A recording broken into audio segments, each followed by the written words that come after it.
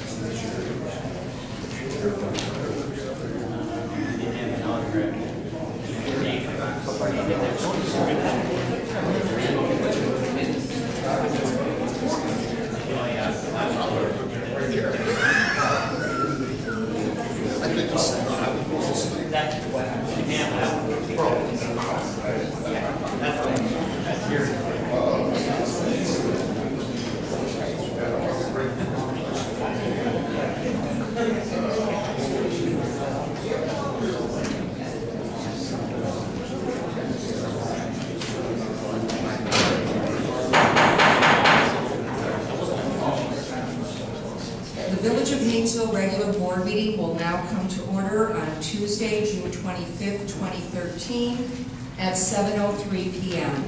If everybody would please rise and I'll lead us in the pledge. Thank you. I pledge allegiance to the flag of the United States of America and to the republic for which it stands, one nation, under God, indivisible, with liberty and justice for all.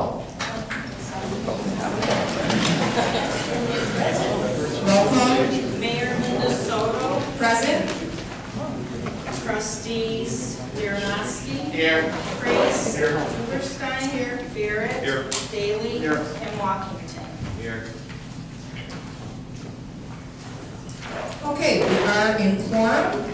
And before I move on to ask for approval of agenda, I do have a public statement to read. On June 5th, 2013, the General Assembly sent legislation authorizing the possession of concealed handguns to the governor for a signature. Illinois House Bill 183 was adopted in response to the 7th Court decision in Moore v. Madigan, which deemed Illinois' ban on concealed handguns unconstitutional and gave the legislature until June 9, 2013 to craft a new gun law, which was recently extended to July 9, 2013, to give the governor time to review the bill. Municipalities such as Hainesville are asking what this bill means for them. First, the Act contains a comprehensive preemption of local regulations that restrict people licensed to carry concealed handguns. If the village wants to ban assault weapons in its municipal boundaries, it would have to act quickly to avoid the expiration of the grandfathering provision that requires action no later than 10 days after the effective date of the law. This was placed on the board meeting agenda to give the board an opportunity to discuss it within the time frame necessitated by the grandfather clause, and that this was not an effort to subvert anyone's rights, but rather to provide an opportunity for open discussion. As mayor, I have been reviewing and discussing the preemptions in the new legislation and exploring how a proposed ordinance would impact Hainesville. I have shared this information with the board and forwarded all comments and questions received on this matter and have sought their input. It is my understanding that our police department would prefer to rely on the state and federal statutes in regard to this topic. The ordinance being considered by the village would not have resulted in court activity and only a fine could be imposed. I am greatly concerned and guarded about the village taking responsibility for seizure and destroying weapons under the village ordinance, only should the federal or state statute not prove enforceable. If this cannot be accomplished through the state or federal statute, I believe that Hainesville could be subjecting itself to potential litigation. Therefore, it is my recommendation that the village does not adopt an ordinance banning assault weapons in the village, and we should rely on the state and federal statute.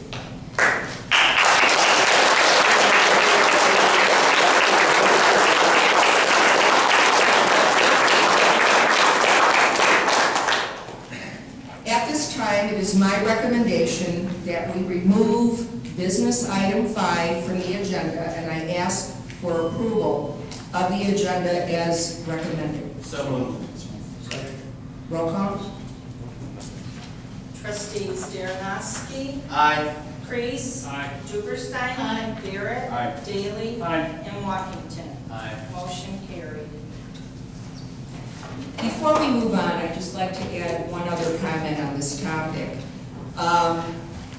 This moved rather quickly. The language kept changing in Springfield, and we had a very short window to look at this and explore it from all sides. Some municipalities have chosen not to look at it at all or discuss it, and I think that's rather remiss. I think these items should be brought out. The public should be informed. The board should fully understand what legislation is coming into effect and think it through. If we had a broader timeline, typically this would have been at first a discussion-only item without a proposed ordinance being put on the agenda. Because of the short window, we did both. So I know some of you people are from other municipalities, other counties. Go back and tell your governments to explore this from all sides, because I will tell you this is not the end of this. When the governor does indeed sign this, I am concerned, while yes, it's great to have the concealed carry permit, and I'm not against it, I am concerned that Illinois is not prepared for it properly. I serve on several legislative committees, and right now I'm seeking information from other states that seem to do a good job in reporting, monitoring, and tracking concealed carry permits. I question how well prepared Illinois is to do this. With that, I thank you, and I'd like to move on. Now, let me just ask for a show of hands, if I may. Is there any further discussion or comments that people would like to make on this issue? Okay. All right, very good. We will move on to public comments in just a moment.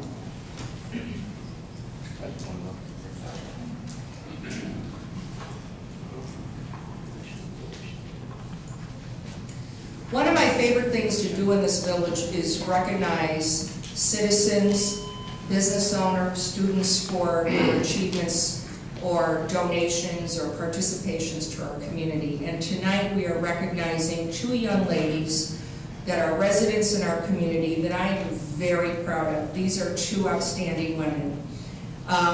They graduated from Grayslake Central High School just this May. And I have some pictures in the back that I got from their mother. I encourage you to all look at them. There's their graduation picture. There's a picture there of them being the co-captains of the Science Olympiad team. And then there's a picture, of course, in their lovely pink outfits when they were much younger, which I think is adorable and is probably extremely embarrassing to them.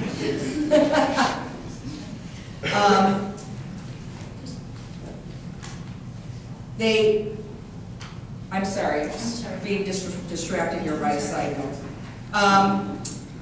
They graduated with the 7th semester honor roll. They graduated with high honors in the top 5% in their class. They were members of the National Honor Society. They are AP scholars, Illinois State scholars. They have been participants in the Science Olympiad many years and then became co-captains of the Science Olympiad team. They have been very active participants in the Best Buddies program. They have served in the Future Business Leaders of America. Caitlin was the secretary and Ashley was the treasurer. They have been active in the American Sign Language Club. They have participated and instructed in the adaptive PE class, the Environmental Club, the Key Club, and National Honor Society. They both have taught indoor swimming lessons for the Gurney Park District through the school year, and they are both currently swim instructors and lifeguards at the Grayslake Pool. They will attend the University of Illinois in this fall, and they are both majoring in biology. They also were recipients of the Round Lake Area Chamber of Commerce scholarships, both of them. And at this time, I'd like to ask them to step forward. Ashley and Caitlin.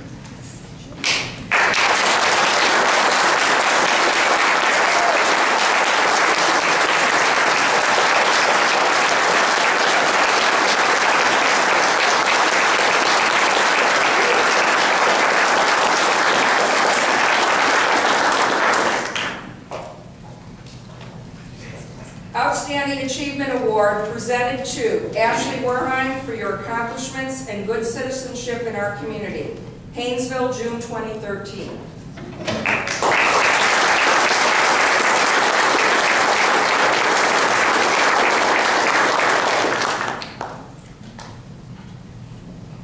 Outstanding Achievement Award presented to Caitlin Werheim for your accomplishments and good citizenship in our community. Hainesville, June 2013.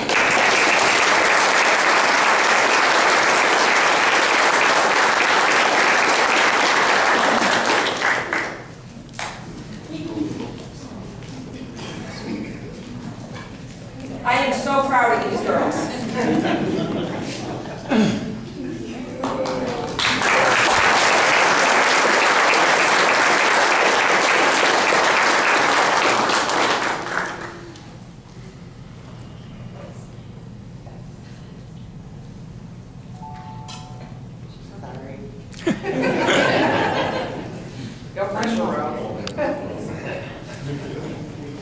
All right, you know what, girls, stay there. Can we get your family up here? Oh boy, guys.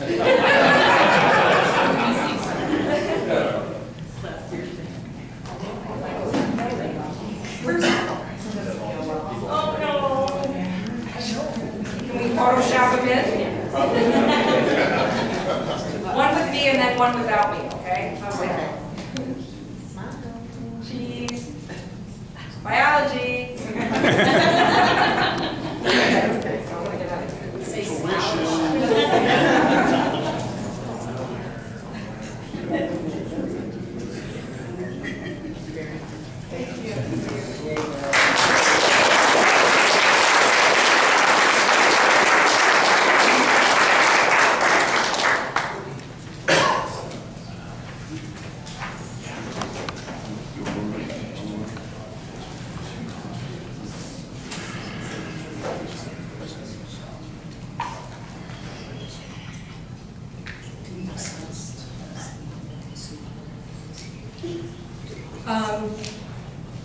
Roseanne, can you see if there's any more on the list in the back? And we'll start with public comments with what we have. And ladies, if you're not interested in staying for the rest of the meeting, feel free to vote. I would stick around a little bit if you can, because we have some very yummy treats. We won't make you sit through the whole meeting. I just wanted more from me. I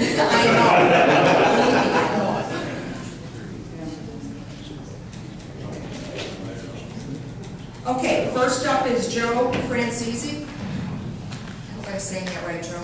Francine. Okay. First of all, I want to say congratulations to Cashman and Caitlin.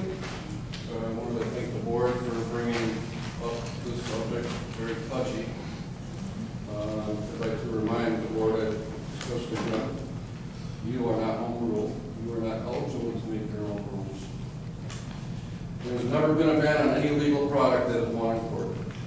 You will not confiscate a legal product, and Grace Lake Police Department will not come and take them. HB 183, the Concealed Carry Bill, also known as the Family and Personal Protection Act, discussion includes a 10-day window provided for the rules and entities to pass an assault weapon ban. That only means rifles. It does not mean semi-autos. It does not mean revolvers, and it does not mean anything else that you want to put on. The Constitution of the United States ensures us the right to keep and bear arms, to protect us from a tyrannical government. If you decide to go against our founding fathers' wise and clear directives, you, the board, will firmly situate yourselves as a combative enemy in a complete, clear, and present danger to all that you serve.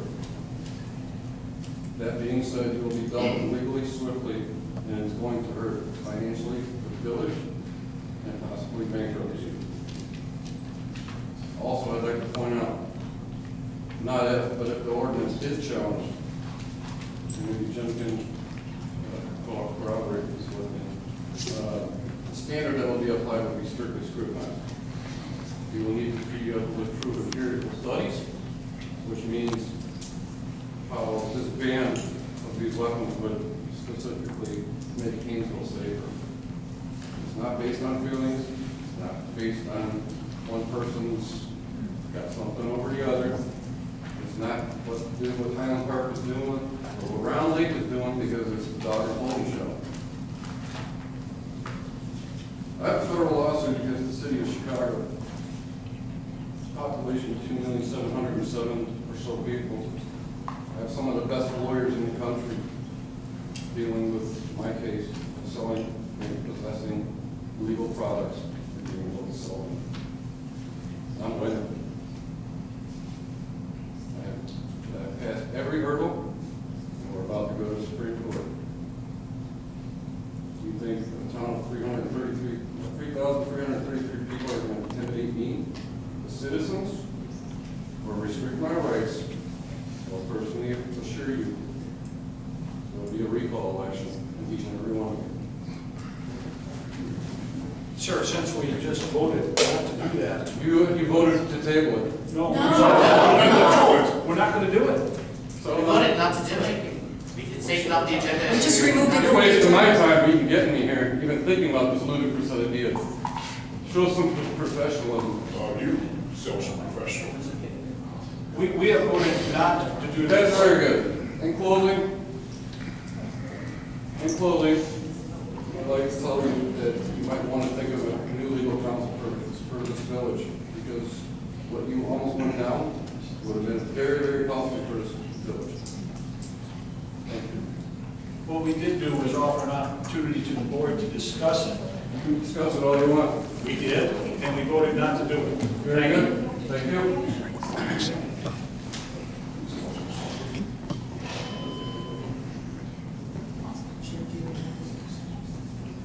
Okay, before there's any rebuttal comments, we'll keep going. Next up is Kevin Mathewson. Honorable Mayor and trustees, thank you for having me here to speak with you today. I'm a former dispatcher for SEDCOM, which used to dispatch for Hainesville Police. I did that for 5 years, from 2005 to 2010, so Hainesville is a very close community to my heart. I have lots of friends and family that live both here in Hainesville and surrounding neighborhoods. So that's why I came here to speak on this. And I actually live just north of the Cheddar Curtain in Wisconsin, and we just recently got our concealed carry November of last year. It's been over a year since it was implemented, and I just want to assure you that there are no shootouts at every corner, and all in all, it will make this state a safer state. I can assure you that.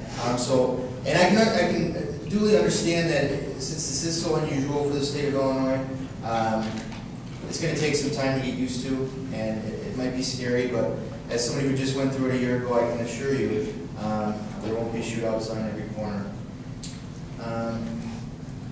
I want to thank the board and the mayor for deciding not to go through with this. However, I decided to still speak because, after all, it was on tonight's agenda, so we were pretty close to having this voted on, and I just figured you all would like to still hear some public comments. And I wanted to thank the trustees and the mayor that responded to my email. Even though I'm not a constituent, you still took the time, so I appreciate that.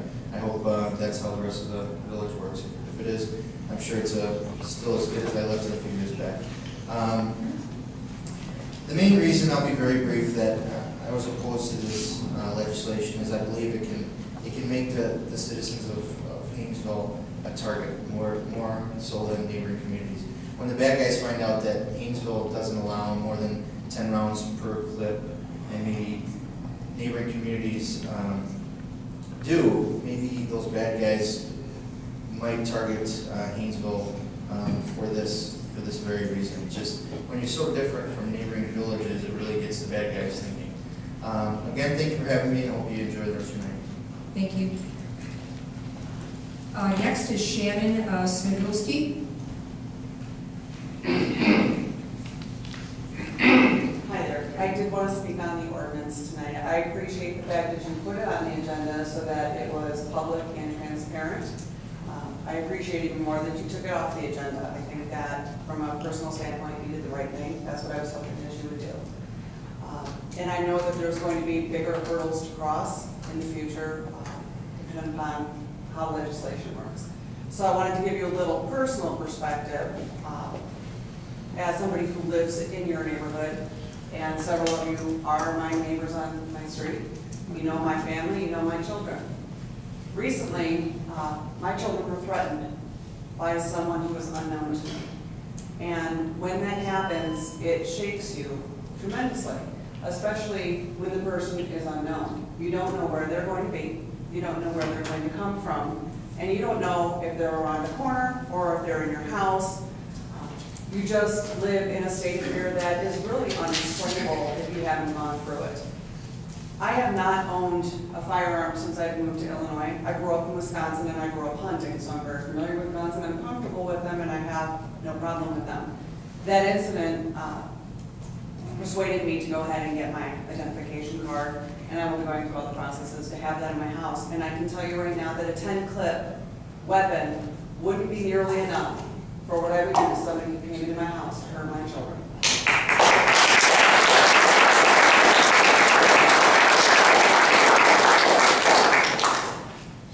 The reason I came up here to say that is because a lot of you do know my children, and you have children as well, and I'm quite certain that if that was the position that you were put in, you would probably all feel the same way that I do. You are not in an enviable position. I've been where you sit, and I know that it's not a lot of fun. So I appreciate the fact that you guys were transparent about this. I appreciate the fact that you let us get up and talk about it regardless, and I thank you for your service to the community.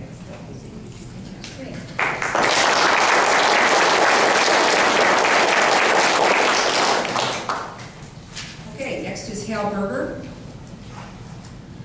There you are, librarian.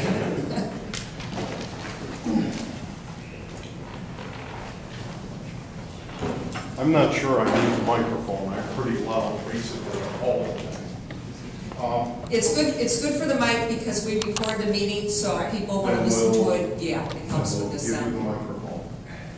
Thank you for having me here, and I really do appreciate what you did this evening, bringing it out in the open and then closing it was a very good thing.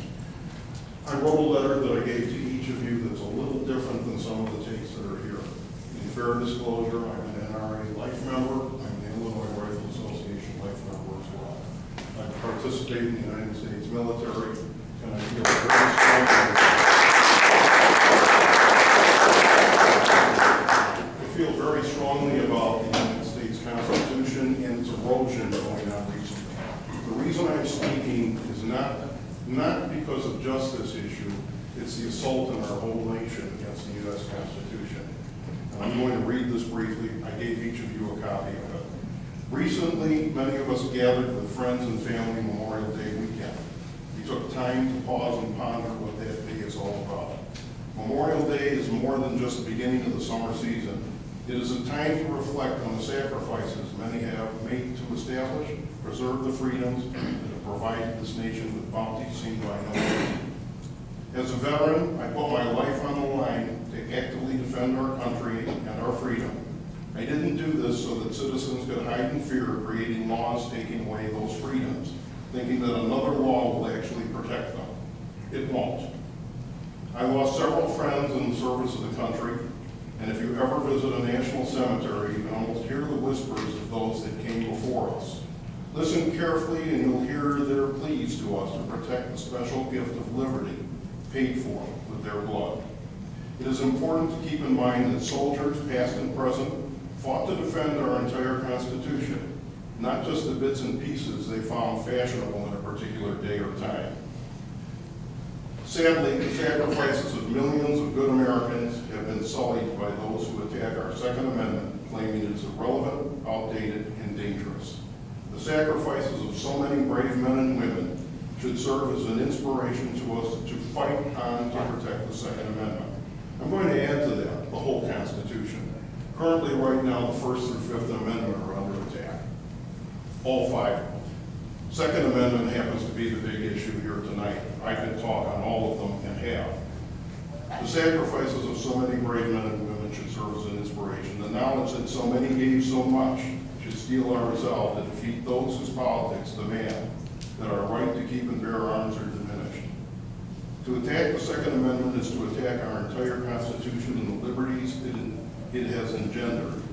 Whether an attack on our Constitution originates from abroad, or whether it is uttered on the floor of Congress from a community boardroom here in our local governments, is inconsequential. One attack is no different than any other. As Americans, we must stand up and vigorously defend our rights and push back those who would infringe upon our freedoms. In closing, I ask you two things. First, continue to celebrate our freedoms for which you fought, which others have fought so valiantly, maybe some of you as well. Second, to honor the sacrifices of our troops by recommitting yourself to the tireless defense of our nation's Constitution and the guiding principles upon which this nation was founded. Again, my name is Hal Berger. I live in Grays Lake right next door. I'm here because it's our police department that would enforce this. And I appreciate and thank you for the time to come out here and speak. Thank you again. All right, thank you.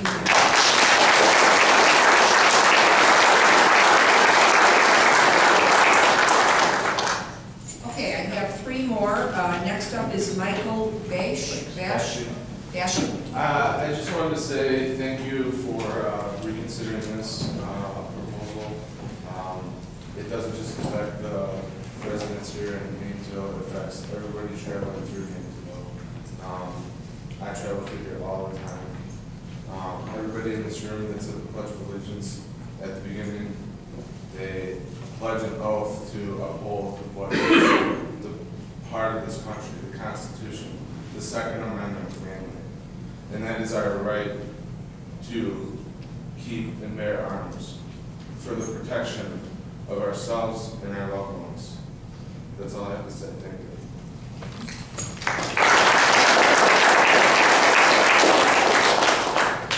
Next is Russ Cook.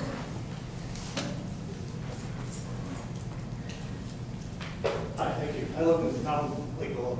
I was in the public service for 18 years, and I appreciate what you guys did tonight. That's why I'm here.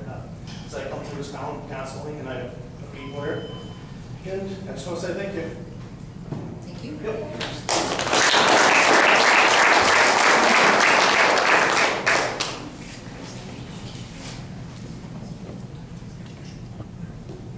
Georgianne, are you making a comment as a trustee or as a resident? As a resident, but I'm not talking about this section. I have something else. All right, well then Yeah, but then can I just finish with the Yes, assault? yes, Okay, yes. all right. Before we move on to any other public comments, I just want to throw it out there one more time. Is there anybody else that would like to make a comment in regards to the assault weapons? Okay, gentlemen, I'm going to ask you to step forward. Yeah, sorry. And you're going to sign your name and address from the clerk, and then you can step to the mic.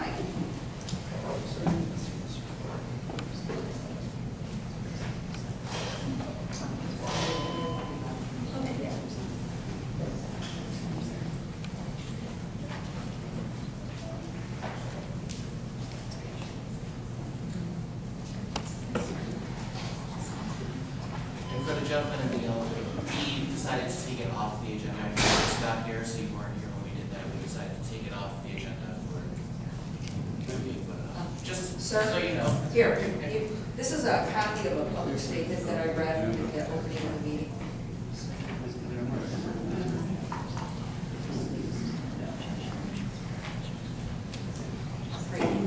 State your name. Scott Chesney, I live in Round Lake. Actually, I just had a quick question. You guys said you took it off the agenda. Does that mean you can bring it back up, or you actually voted it dead or down? No, we removed it from the agenda, and as I said in my statement, the reason it was placed on the agenda as an ordinance rather than just discussion is we have a very short window to act in if we wanted to consider adopting an ordinance. So by removing it, if the governor signs it July 9th, July 9th. yeah, or, you know, we have 10 days after that to act, right, Jim? But there's no board, the next board meeting isn't until the end of July, okay? You could call a special board meeting. We could call a special meeting, but I want to, I have some extra copies of the statement here because I don't know, you know, Georgia, please stop.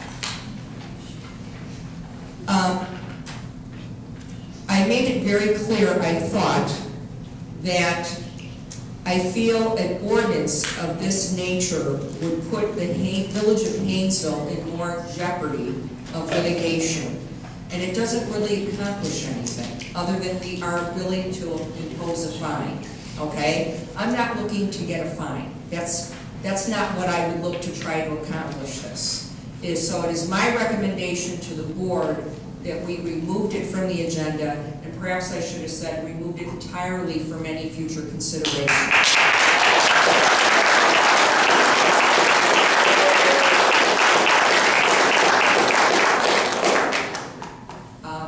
I do appreciate the fact that you brought it up and gave everybody an opportunity to speak about it and so forth.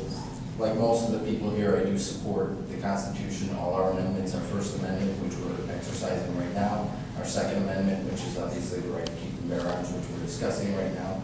And of course, since you did, you know, since everybody, most of the towns received a letter from the governor, they should talk about it. Regardless of what their feelings are on it, it is something that they should talk about. I'm not saying it's something they should necessarily propose as a good idea, which you're finding it's not a good idea, but it should be something that should be discussed. That's something for all the citizens' sake.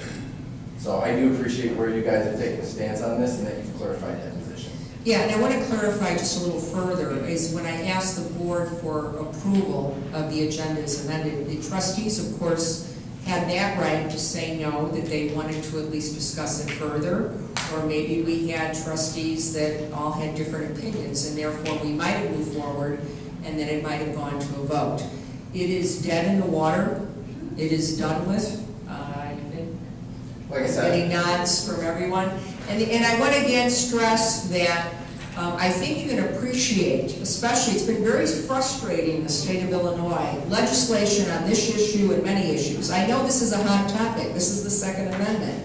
But you have to understand the language keeps changing on legislation. And what I read 2 weeks ago may not be what's being actually put on the governor's desk and was voted on today. And when I am told that we have a very small window to act on, I am not going to miss any window of opportunity to read language, understand it, explore it with the trustees, discuss it with our municipal council, and welcome public comment.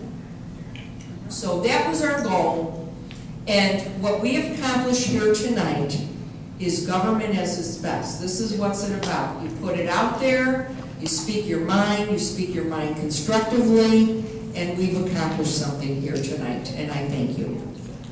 Thank you. How do you spell your last name? It's Sam. I have extra copies of the statement that I read tonight, if anybody would like one. We're going to move on to other public comments. If there's anybody else that wants... Oh, I'm sorry, two more. I got carried away here. Okay, so Leighton Pennington, am I saying that right? Yes, ma'am. There you are. Madam Mayor, council members, trustees, my name is Leighton Pennington. I'm a resident of Grays Lake. I've been a resident there since 1989. I'm also a 30-year veteran of the United States Army, retiring as a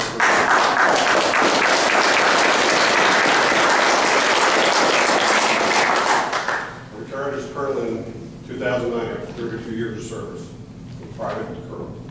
I was the deputy chief of staff before chairman before I left. I applaud you for what you did here tonight. In my 30 years, I've served over 11 years overseas, deployments, and other places, doing things we call nation building. I saw firsthand what can happen with small governments leading to regional government, leading to the state government, leading to whatever government compromises the nation, try to take things into their own hands, leading up to a national level, and then suppressing people. I've done that too many times. I'll let friends on the backfield, let parts of myself help it. I applaud you for what you did tonight. It is absolutely the best of American politics. I can't say anymore. Thank you very much.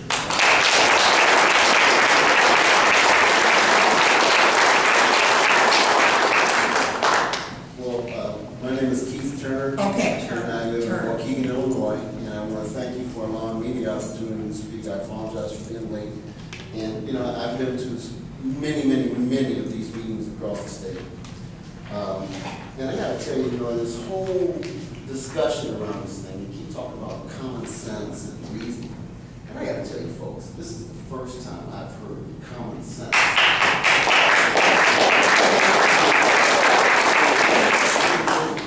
And I mean, yeah, I had a whole bit I was going to say. But I will say, and I mean it sincerely, is thank you for your deliberation, your common sense, and good judgment. Yeah, there you go. Thank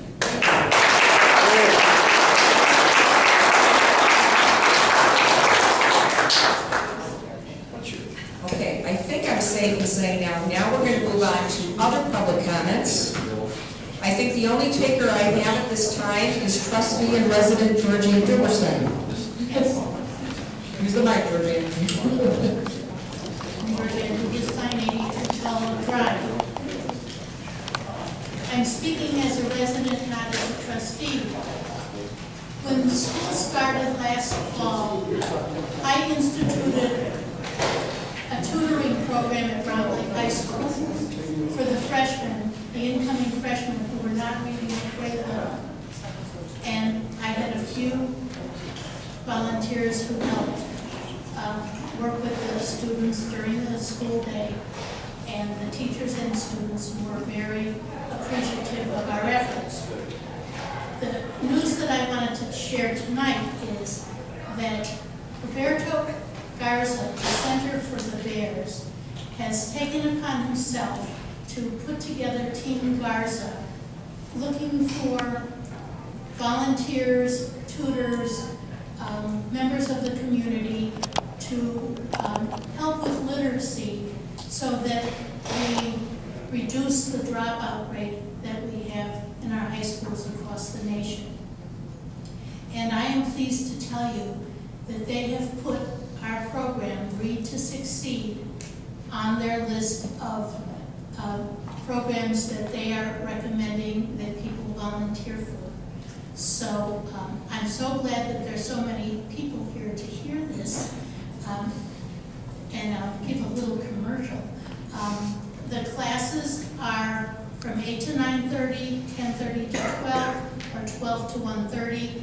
You'd only need to spend 90 minutes a week to help out. If you have any interest in helping, please take one of my cards and email me or call.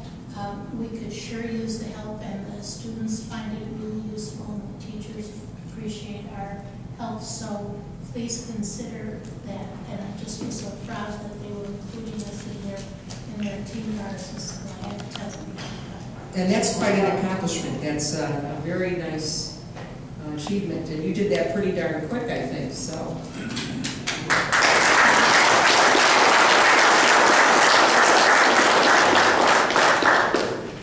Okay, any other public comments at this time? Before we move on, we are having the goodies that I promised brought in. There is a new shop in the downtown area of Grays Lake called Coco Sweets. It's at 122 Center Street, and I believe we have some cards. Are they in the back? They're on the table. Okay. All right, so we have some cards coming out that tells you information about the bakery, but we have some cupcakes and some brownies. So I'm going to take a 3-minute recess for the board to grab their goodies. We want Ashley and Caitlin to get their goodies, and then if your family would like to hit the road, we certainly understand that.